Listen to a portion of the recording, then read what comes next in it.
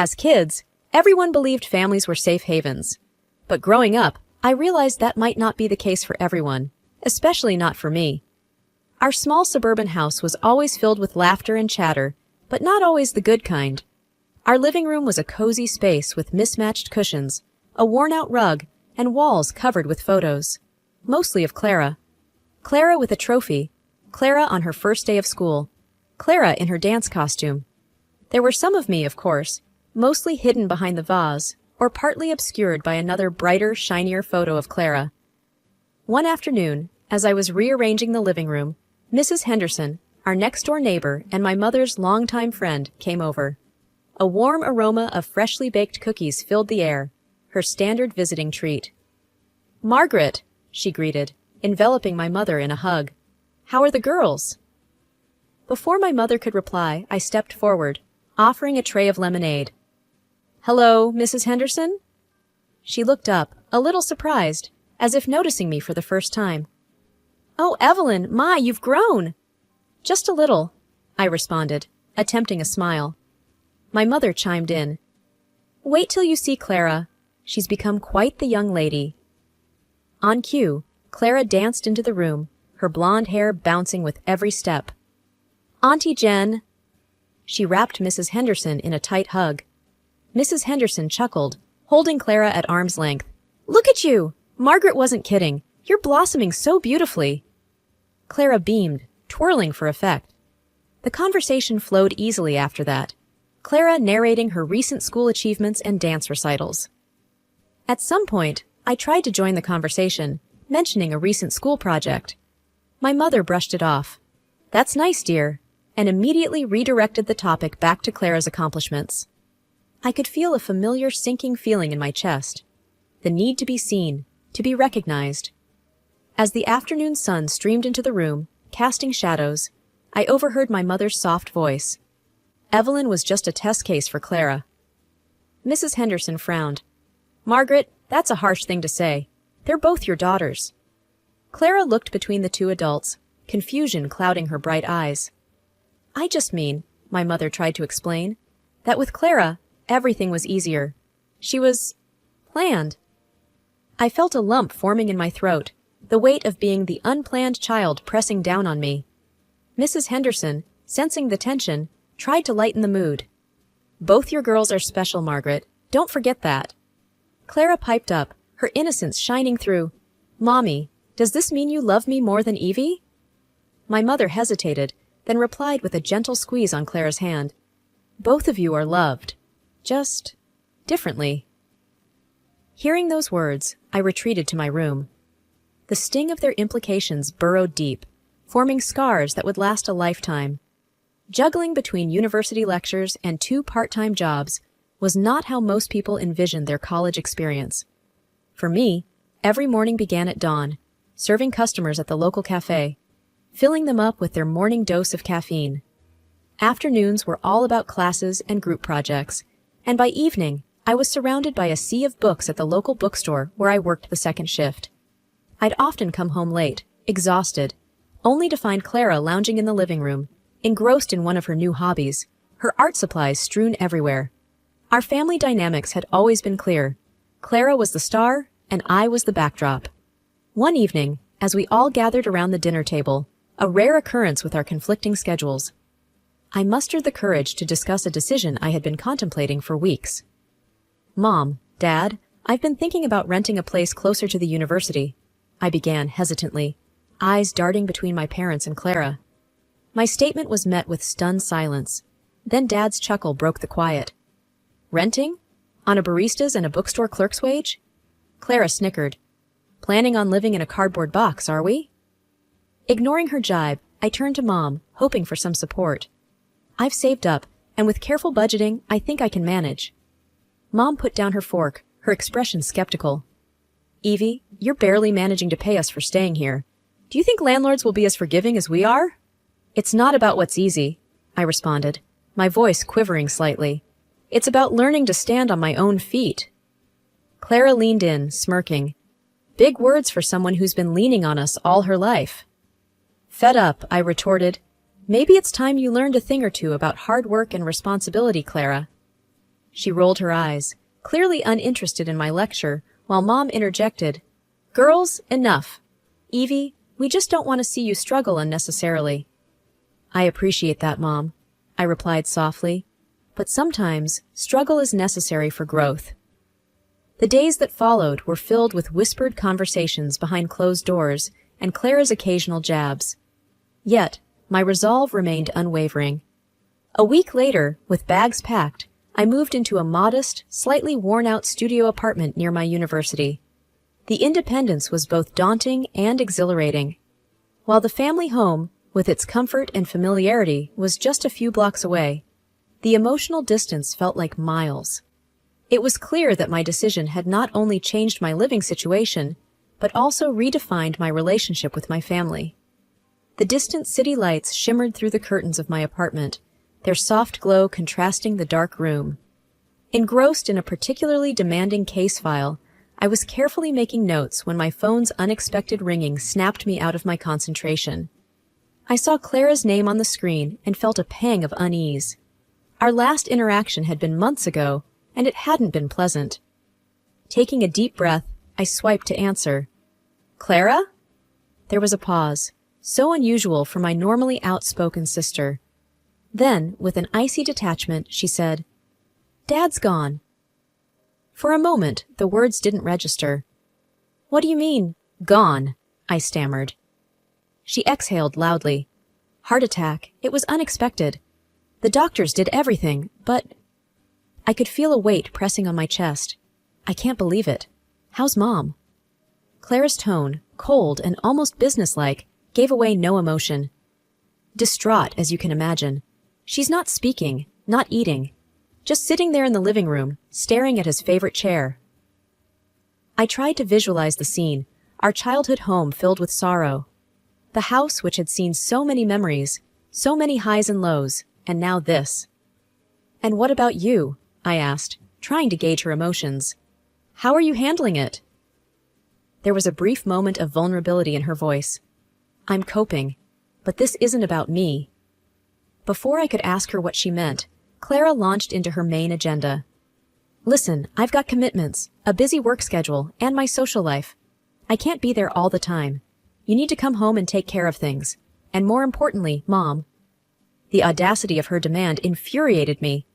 "She's our mother, Clara, not a responsibility to be tossed around because you're too busy with your commitments." Clara hissed back. "You've always loved playing the responsible older sister, haven't you? Here's your chance. I've been there for them while you were busy building your career. Now, it's your turn."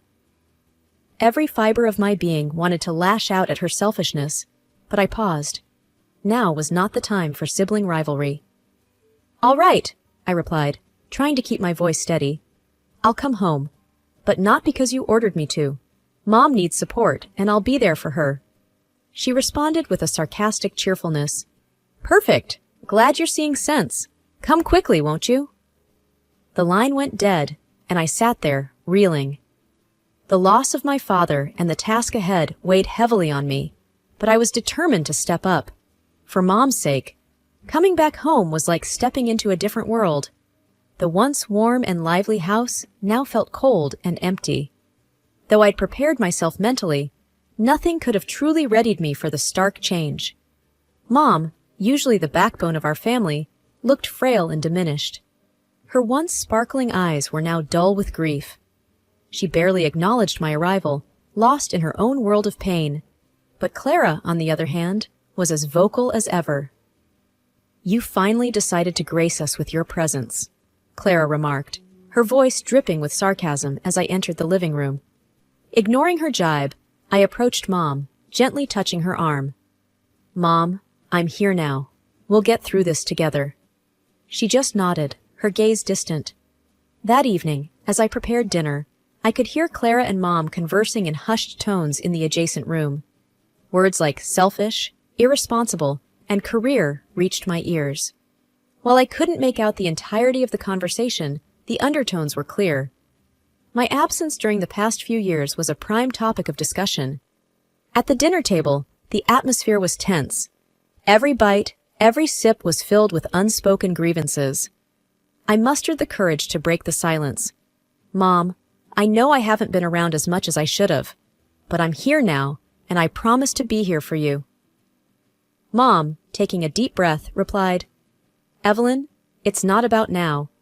It's about all those years when you chose your work over us.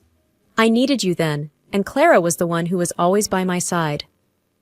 Clara, smirking, added, "Some of us chose family over ambition." Stung by the accusations, I retorted, "I worked hard to provide for myself, to ensure I didn't burden you or Dad. And every time I offered help, it was declined. What did you expect me to do?" Clara scoffed, "Oh, please, play the victim somewhere else." The night wore on with heightened emotions and bitter words. The gap between the world I had built and the home I left behind had never felt wider. As I lay in my old bedroom that night, the weight of their expectations and the sting of their accusations weighed heavily on my heart. Returning home was proving to be more challenging than I'd anticipated. I had always been the dutiful daughter, the one who stepped up when others stepped back. From the moment I moved back into my parents' house, I took on the role of caregiver for my ailing mother. It wasn't an easy job, but it was the right thing to do. But no matter how much effort I put into making things comfortable for her, nothing ever seemed right. Every morning, I would make her favorite breakfast and try to engage her in conversation. But the response was always the same, a muttered complaint about the eggs being too runny or the toast too burnt. I would bite my tongue and nod, promising to do better next time. One evening, as I was cleaning the dishes, I overheard my mother speaking with Clara on the phone. "She just can't do anything right. I don't know why she even bothers." My mother's voice dripped with disdain.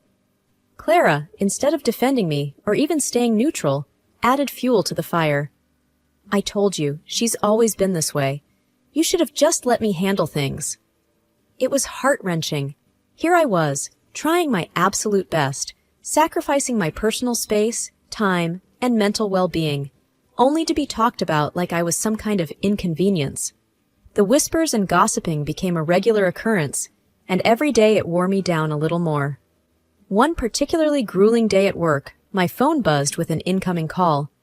Clara's name flashed on the screen. Taking a deep breath, I answered, expecting another laundry list of things I had supposedly done wrong. In a tone colder than I'd ever heard, she snapped, "You need to leave. Mom can't stand you being there. You're making everything worse." My heart raced, and for a moment I felt like the wind had been knocked out of me. But then, a spark of anger and defiance ignited within. I was tired of always being the problem, the scapegoat. I responded, my voice firm. "Fine, I'll leave. But I'm taking my things with me." There was a pause, and I could imagine Clara's smug expression shifting to one of surprise. She probably expected me to beg, to apologize, to promise to be better. But those days were over. I was done being the family's invisible, taken-for-granted workhorse. The line went dead, and I took a moment to let it all sink in. It was time to reclaim my life and stop letting others define my worth. The morning sun broke through the blinds, casting warm rays over the living room. It illuminated the flat-screen TV, the couch, and the dining table, all reminders of years of hard work and sacrifice. Today, they became symbols of liberation. I methodically went from room to room. In the kitchen, I unplugged the fridge and microwave, each one a testament to those months I'd skipped outings with friends to save up. There was the coffee machine, my solace on many groggy mornings. The house echoed with memories, some sweet, some bitter, but the bitterness had started to overshadow everything else. My bedroom was next. I remembered buying the bed, picking out the sheets, arranging and rearranging the furniture until everything felt just right. I glanced at the vanity, a gift from my grandmother. It would stay. It wasn't about value, but principle. Just as I was taping up the last box, my phone buzzed to life, breaking the thick silence of the room. I knew who it was even before I checked. Clara's tone had been all sweet talk lately, but the underlying hostility was hard to miss. "You absolute thief!" The venom in her voice was palpable. Calmly, I replied, "Clara, everything I'm taking was bought with my money. I thought you'd be glad to see them go." "You can't just take everything from our family home," she shot back, her voice shrill. I sighed. It's funny how these things suddenly became family items. When I needed some support or a thank you, they were just things. Now that I'm reclaiming them, they're family heirlooms? I could practically see Clara's face turning red with fury. You're ruining everything, just because of your stupid ego. I laughed, a sound filled with irony and bitterness. Ego? Clara, if this was about ego, I would have left ages ago. This is about respect, value, and standing up for myself. A scoff came through the line. Always the martyr, huh? Just return everything and maybe we can talk. Let's be clear. I have receipts for all these items, proof that they're mine. Every dime, every cent went from my pocket.